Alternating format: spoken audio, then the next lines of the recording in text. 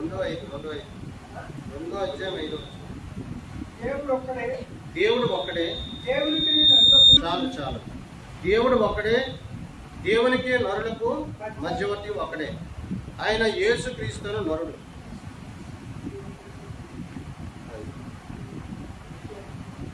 దేవుడు ఒక్కడే, దేవునికి నరులకు మధ్యవర్తి ఒక్కడే. ఆయనే ప్రభువైన క్రీస్తుని వాక్యం సెలవిస్తుంది.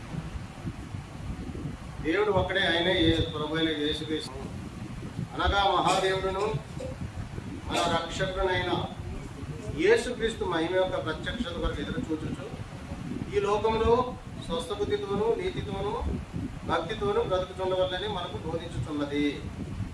ఎంతమంది ఎన్ని పేర్లతో పిలువబడుచున్నా, ఎన్ని అవతారాలు ఈ భూమి మీదకి వచ్చినా దేవుడు మాత్రం ఒకడే. ఆయన ప్రభు అయిన, ఆయన మహాదేవుడు, మన రక్షకుడు, ఆయన సజీవుడు. ఆయన కుమారుడిగా వచ్చి మనల్ని విమోచించిన దేవుడు. కుమారుడిగా ఈ లోకానికి వచ్చి ప్రజలను విమోచించిన దేవుడు యేసు ప్రభువు. అంటే ఏంటి విమోచించాడు? దేని నుంచి విమోచించాడు? మన పాపం నుండి, శాపం నుంచి విడిపించాడు, మన బంధకాల నుంచి విడిపించాడు, చీకట్లో ఉన్న మనల్ని వెలుగులోకి తీసుకొచ్చాడు. ఆయనే దేవుడు, ఆయనే రక్షకుడు, ఆయన విమోచకుడు, ఆయన సజీవుడు. ఆయన బంధకాల నుంచి విడిపించే దేవుడు, పాప శాపాల నుంచి విమోచించే దేవుడు, మన రక్షణకర్త, మన ఆదరణకర్త, లోకరక్షకుడు, పాపాన్ని, శాతాన్ని, మరణాన్ని జయించిన దేవుడు, పాపరహితుడు, నిర్దోషి, నిష్కల్మషుడు, పవిత్రుడు, మహాపరిశుద్ధుడు, మహాదేవుడు, బహోన్నతుడు, అత్యంత కృప కలిగిన వాడు, ప్రేమ, జాలి, దయ, కరుణ, విస్తారమైన కృపాసత్యములు కలిగిన దేవుడు, కనికర పూర్ణుడు, కరుణా సంపన్నుడు, వాత్సల్య పూర్ణుడు, దయాదాక్షిణ్య పూర్ణుడు, ఆయన దీర్ఘశాంతుడు. ఆయన ఎంతో ప్రేమ కలిగిన దేవుడు, ఎంతో కృప కలిగిన దేవుడు. అందుకనే యేసు ప్రభువుని నమ్ముకుంటే మనకున్న అడ్డుబండ్లన్నీ తొలగిపోతాయి, పాప శాపాలన్నీ తొలగిపోతాయి. అందుక మనకి ఈ లోకానికి యేసు ప్రభువు ఎందుకు వచ్చారంటే ఈ లోకానికి వెలుగుగా ఉండడానికి వచ్చారు. లేకపోతే మనం చీకట్లోనే ఉండేవాళ్ళం. యేసు ప్రభువు రాకపోతే ఇంకా చీకట్లోనే ఉండేవాళ్ళం, అంధకారంలో ఉండేవాళ్ళం, పాపం చేసి నశించిపోయేవాళ్ళం, శాపాలతో మన కుటుంబాలు ఇంకా పాడైపోతుండేవి. ఇప్పుడు ఆ శాపం నుంచి, ఆ పాపం నుంచి విడిపించాడు కాబట్టి మేము ఇలా ఉన్నాం ఈరోజు. లేకపోతే మా కుటుంబానికి వచ్చిన శాపానికి మేము ఏనాడో అంతరించిపోయేవాళ్ళం. మా అన్నదమ్ములందరూ యేసు ప్రభువు మా జీవితంలో కలగ చేసుకుని దైవజనుడే మా గృహానికి వచ్చి, అంటే దేవుడే యేసు దైవజనుడు మా గృహానికి నడిపించుకున్నాయి. మా అపొస్తలుల కార్యం 10వ అధ్యాయంలో కొన్నేళ్ళ దగ్గరికి, కొన్నేళ్ళు ఎవరు? కొన్నేళ్ళు ఒక అన్యుడు. అయితే ఆయన దాన ధర్మాలు చేసేవాడు, ప్రార్థన చేసేవాడు, 10 మందికి ఉపకారం చేసేవాడు, న్యాయంగా నడుచుకునేవాడు, ధర్మంగా నడుచుకునేవాడు. ప్రజలంటే ఆయనకి ఎంతో ఇష్టం. ఈ క్వాలిటీస్ అన్ని చూసిన దేవుడు కొన్నేళ్ళని దగ్గరికి దేవదూతను పంపించు. దేవదూత వచ్చింది కొన్నేళ్ళ దగ్గర మధ్యాహ్నం 3 గంటలకి. కొన్నేళ్ళి నీ ప్రార్థనలు దేవుని సముఖంలో చేరినాయి, అయితే నీకు ఒకటి పొదువుగా ఉంది, నీకు రక్షణ అనేది నీకు అవసరం. ఆ రక్షణ పొందుకున్నావంటే నీకు మోక్షం దొరుకుతుంది, నువ్వు యేసు ప్రభు దగ్గరికి చేరుకుంటావు, పరలోకం చేరుకుంటావు. ఇంత మంచి వాడమైనటువంటి నీవు రక్షణ లేకపోతే ఎట్లాగా? ఇంత ప్రార్థన చేసే నీవు రక్షణ లేకపోతే ఎట్లాగా? ఇంత ధర్మకార్యాలు చేసే నువ్వు రక్షణ లేకపోతే ఎట్లాగా? న్యాయవంతుడు అయిన నీవు రక్షణ లేకపోతే ఎట్లాగా? 10 మందికి సహాయం చేసే నువ్వు రక్షణ లేకపోతే ఎట్లాగా?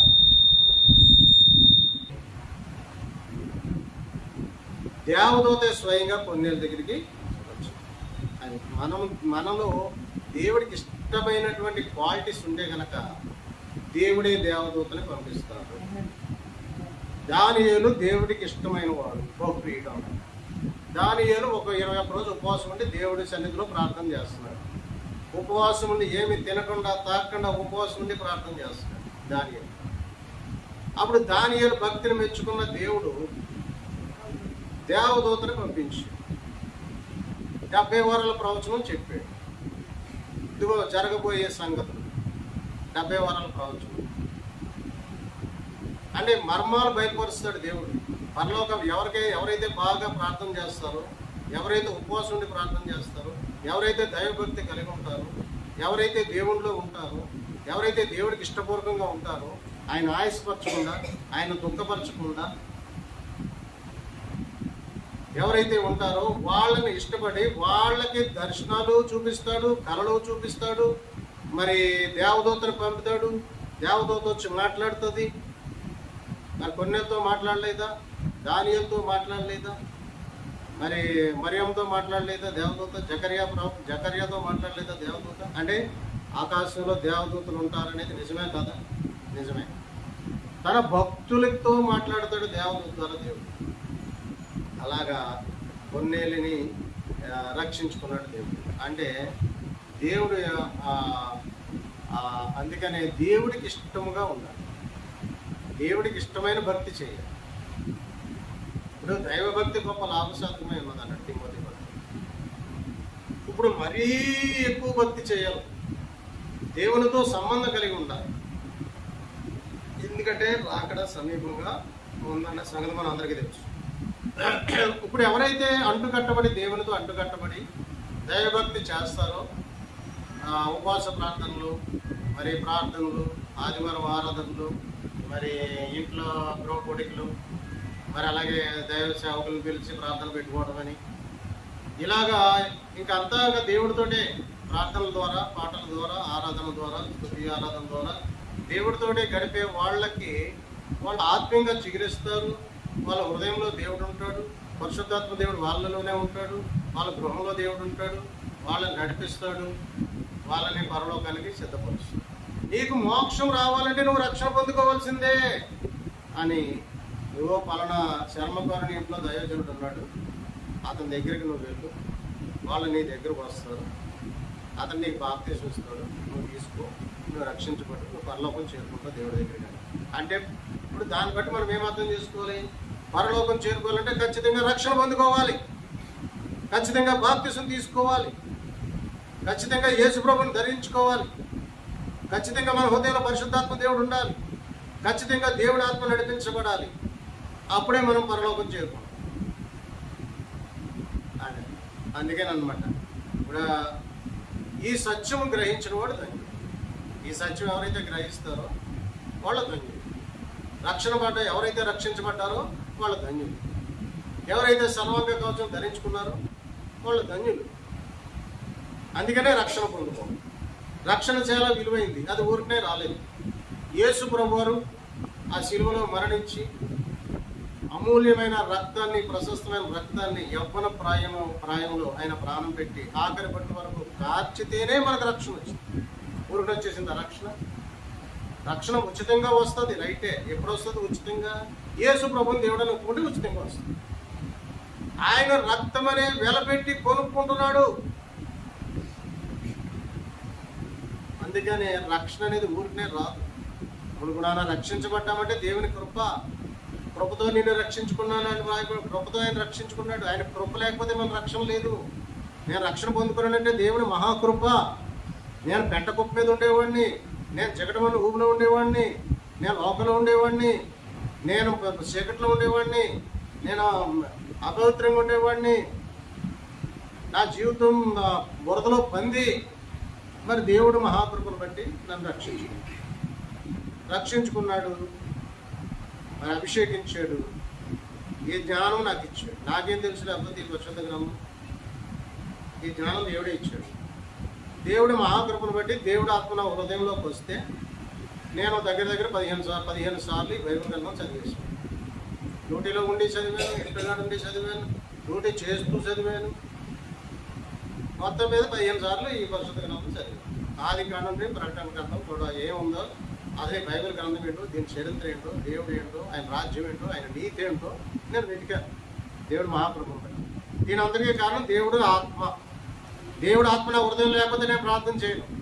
దేవుడు ఆత్మ నా హృదయం లేకపోతే నేను బైబిల్ గ్రంథం చదవను. దేవుడు ఆత్మ నా హృదయం లేకపోతే నేను సన్నిధికి రాను. దేవుడే ఆత్మ. ఆ ఆత్మను పొందుకునేటట్టుగా దేవుడే చేసాడు, పరిశుద్ధపరిచి.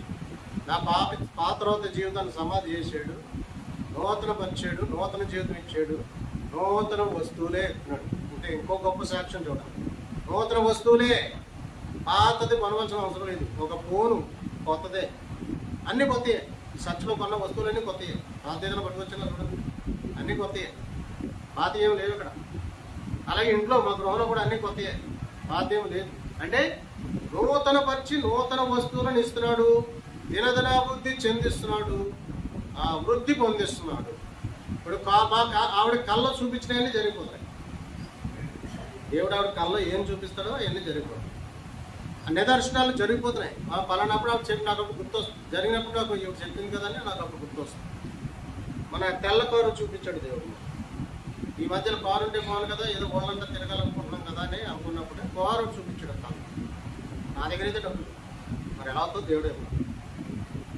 దేవుడే అయ్యో ఇస్తాడు. ఆయనకు అసాధ్యమైంది ఉందా? చూపించడంటే జరుగుతుందిగా, అదనమాట. అట్లాగా దేవుడు చూపిస్తున్నాడు, జరిగిపోతుంది, చూపిస్తున్నాడు, జరిగిపోతుంది. దేవుడు యేసు ప్రభు వారు ఎందుకంత గొప్ప దేవుడు అంటే ఆయన లేఖనాల ప్రకారం పుట్టి, లేఖనాల ప్రకారం పెరిగి, లేఖనాల ప్రకారం శిలువను మరణించి, లేఖనాల ప్రకారం సమాధి చేయబడి, లేఖనాల ప్రకారం తిరిగి లేచి, లేఖనాల ప్రకారం ఆరోహణమై, లేఖనాల ప్రకారం దేవుడు కుడికోసం కూర్చుని, లేఖనాల ప్రకారం తిరిగి రాబోతున్నాడు. మొదటి రాకడలో ఏ సంభవాలు సంభవించినాయో రెండో రాకడలో కూడా అదే సంభవాలు సంభవించబోతున్నాయి, సంభవిస్తున్నాయి కూడా. ఇప్పుడు మొట్టమొదటి రాకలో ఎవరు పరిపాలించేవారు ఈ ప్రపంచాన్ని అంటే రోమన్ సామ్రాజ్యం. రోమన్ సామ్రాజ్యం కిందకి ప్రపంచం అంతా వచ్చేసింది. రోమన్లు పరిపాలిస్తున్నారు. వీళ్ళంతా బానిసలుగా ఉన్నారు. యేసుప్రభు విడిపిస్తారని అనుకున్నారు. కానీ ఆ మెస్సయ్య వచ్చేది వీళ్ళు విడిపించడానికి కాదు. ఆయన పరలోక రాజ్యాన్ని భూలోకంలో స్థాపించడానికి, ఆయన నీతి రాజ్యాన్ని భూలోకంలో స్థాపించడానికి, ప్రజలను రక్షించుకోవటానికి, పాపం నుంచి విడిపించడానికి, వెలుగుగా ఉండటానికి వస్తాడన్న సంగతి వాళ్ళకి తెలియదు. రోమన్ బానిసత్వం నుంచి మమ్మల్ని విడిపిస్తాడు, మెస్సే వస్తాడు అనుకున్నారు. అలా రాకపోయేసరికి యేసు ప్రభు వారు దేవుడు కాదని వాళ్ళు అంగీకరించలేదు. ఎందుకు? అసలు కారణం ఏంటంటే వాళ్ళు అనుకున్నది ఒకటి, జరిగింది ఒకటి. వాళ్ళు అనుకున్నది ఏంటి? ఈ రోమన్ బానిసత్వం నుంచి మమ్మల్ని విడిపిస్తాడు దేవుడు, మెస్సయ్య అవుతాడు అనుకున్నారు. ఈయన వచ్చి యేసుప్రభు వారు వచ్చారు. యేసుప్రభు పుట్టి పెరిగి పెద్దవాడు అయిపోయి ఆయన పరలోక రాజ్యాన్ని గురించి చెప్పి ఏ అద్భుతాలు, ఈ సూచక్రియలు చేస్తుంటే ఈయన కాదు, ఈయన మెస్సయ్య కాదు, ఈయన వస్తే మేము విడిపించబడేవాళ్ళం కదా అని అనుకున్నారు. కానీ ఆయన మెస్సయ్య అన్న సంగతి వాళ్ళకి తెలియక వాళ్ళు అంగీకరించలేకపోయారు. అంగీకరించారు కొంతమంది, వాళ్ళని మత ప్రవిష్టులు అంటారు. కొంతమంది రక్షించబడ్డారు, కొంతమంది అంగీకరించారు, అందరూ కాదు. కొంతమంది అంగీకరించిన వాళ్ళు దేవుడు అని తెలుసుకున్న వాళ్ళు అందరూ కూడా యోధా మత ప్రవిష్టులు అంటారు. అదనమాట. అంటే వ్యతిరేకించడానికి కారణం ఏంటంటే ఆయన రోమన్ బానిసత్వం నుంచి విడిపించలేదని. అలాగా దేవుడు ఈ లోకానికి వచ్చాడు, లేఖనాల ప్రకారం వచ్చాడు. అందుకనే యేసు ప్రభు వారు గొప్ప దేవుడు. ఆయన ప్రవచనాలన్నీ కూడా నెరవేరినాయి. ఆయన ప్రవచించిన లేఖనాలలో ప్రవచనాలన్నీ కూడా అది ప్రవచనం ఉంది, నెరవేరుతుంది. చూడండి, ఇప్పుడు కీర్తన 2 అధ్యాయం 1 అధ్యాయం 3 వచనం చదవండి. 1 నుంచి 3 కీర్తన 1 నుంచి చూడండి. ఇక్కడ అన్యజనులు ఎలా అల్లరి రేపుచున్నారు, అన్యజనములు ఎలా వ్యర్థమైనదని తలంచుచున్నవి. మనం వారి కట్లు తెంపుదాం రండి, వారి పాసములను మన యొద్ద నుండి పారవేయడం రండి అని చెప్పుకొనుచు భూరాజులు యెహోవాకును ఆయన అభిషక్తునికి విరోధంగా నిలబడుచున్నారు. ఇది ప్రవచనం. ఎవరు ఇక్కడ అభిషక్తుడు? యేసు ప్రభు వారు అభిషక్తుడు. ఈయనకి విరోధంగా ఎవరున్నారంటే భూరాజులు. ఎవరా భూరాజులు అంటే యూదులే, ఆయన స్వకీయులే. ఆయనకు విరోధంగా అల్లరి చేస్తున్నారు. ఆయన ఉమ్మ వేసుకుంటే ఆయన ముఖం మీద ఉమ్మేశారు, పిడుగుద్దులు గుద్దారు. ముఖం మీద కొట్టేసి పిడుగుద్దులు గుద్దారు, ఉమ్ము వేశారు, ముళ్ళ కిరీటం అల్లి నెత్తి మీద పెట్టి కొట్టారు. ఇది అల్లరి చేస్తున్నారు, ఆయనకు విరోధంగా నిలబడ్డారు. ఇది ప్రవచనం. ఈ ప్రవచనం ఎక్కడ ప్రవచించాడు? కీర్తనల గ్రంథంలో ప్రవచించాడు. మరి అప్పటికి యేసు ప్రభు వారు వచ్చారు ఈ భూలోకానికి? పుట్టేటప్పటికి పుట్టలేదు. దేవుడు పుట్టక ముందే ప్రవచనం రాయబడింది. ఆ ప్రవచనం ఎలా నెరవేరిందో అపోస్తల కార్యం 4 అధ్యాయం 25 చదువుతాం. అపోస్తల కార్యాలు 4 అధ్యాయం 25 నుంచి 28 వచ్చింది. అన్యజనులు ఎలా అల్లరి చేసిరి, తీసారా? ప్రజలు ఎందుకు వ్యర్థమైన ఆలోచనలు పెట్టుకుని ప్రభు మీద ఆయన క్రీస్తు మీద భూరాజులు లేచిరి, అధికారులను ఏకంగా కూడుకుని.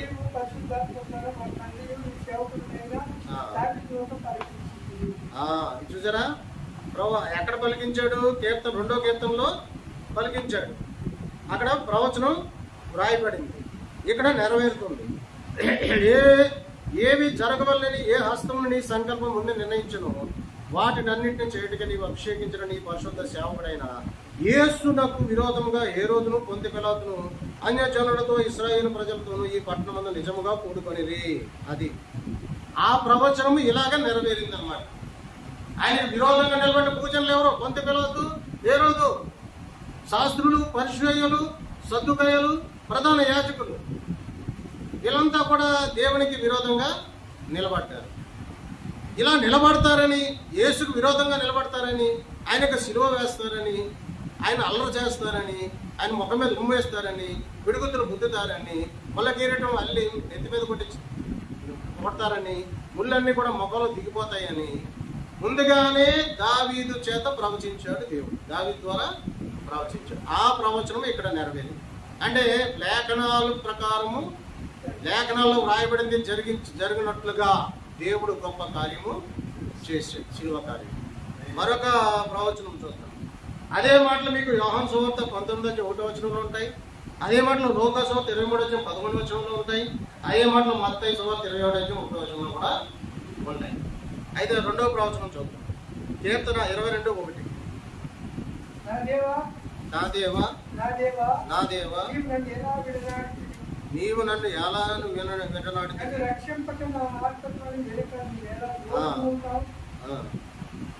నా దేవా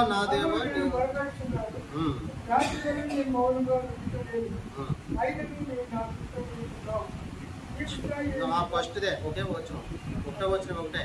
నా దేవా నీవు నన్నేలా విడనాడితివి, నన్ను రక్షింపక నా ఆర్తత్వాన్ని వెనక నీవేళ దూరంగా ఉన్నావు అని ప్రవచించాడు. ఎవరు? దావీదు మహాభక్తుడుగా పలికించాడు దేవుడు. అది ప్రవచనంగా వ్రాయబడింది. అది ఎక్కడ నెరవేరిందో చూద్దాం. మత్తయి సువార్త 27:46 చదవండి. మత్తయి సువార్త 27:46 చూడండి. ఏలీ ఏలీ లామా సబక్తాని అని బిగ్గరగా కేక వేసింది. ఆ మాటకు నా దేవా నన్నెందుకు చేయి విడిచితివి. అది ఇక్కడ ప్రవచనం రాయబడింది. కీర్తనల గ్రంథం 22:1 ప్రవచనం రాయబడింది. ఆ ప్రవచనము శిలువ మీద జరిగింది. అది ఆయనను అర్ధరాత్రి కూడా గెచ్చమనే తోటలో ఆయన అరెస్ట్ చేశారు. అరెస్ట్ చేసి తీసిపోయి సమాజ మందిరంలో నిలబెట్టారు. అప్పటికే వీళ్ళందరికీ కూడా కొడుకు మంటతో ఉన్నారు యేసుప్రభు మీద. ఈ శాస్త్రులకి, ఈ పరిసయ్యులకి, ఈ సద్దుకాయలకి, ప్రధాన యాజకులకి, కొంతమంది యూదులకి, వీళ్ళందరికీ కూడా కడుపు మంటగా ఉంది. వీడు దేవుడు కాదు, వీడు ప్రవక్త కాదు, వీడు యోసేపు కుమారుడు, వీడు ఆ వడ్లవాని కుమారుడు కాదా, వీడు దేవుడు అంటాడేంటి, వీడు ప్రజలను మోసం చేస్తున్నాడు కాబట్టి అని వాళ్ళు విరోధంగా లేచారు. కడుపు మంటతో ఉన్నారు. కొడుకు మంట శత్రువుల చేతికి దొరికిపోయాడు దేవుడు.